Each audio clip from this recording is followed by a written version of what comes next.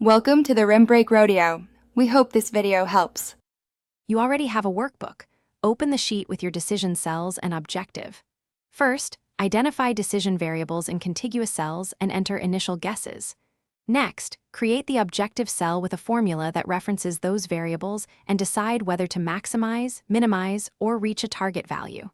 Then, translate business rules into constraint formulas, cell references, or logical bounds so Solver can enforce them. Once done, click Data Solver to begin configuring the problem. You're now inside the Solver dialog.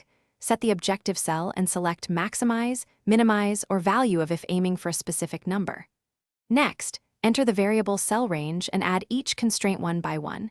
Use less or equal, greater or equals and reference cells, not constants where formulas vary. Then choose the solving method based on model type. Simplex LP for linear, GRG nonlinear for smooth nonlinears, evolutionary for discrete or non-smooth problems. Finally, adjust options like tolerance and iterations for reliability.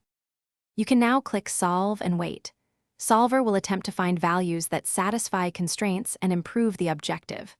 When results appear, review the solution values, then choose Keep Solution to write them back, or Restore Original if you want to try alternatives.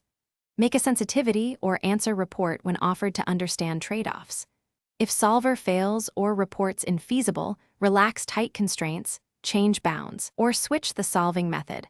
Often that resolves issues and leads to a feasible, Thanks for watching. Consider subscribing if we helped you.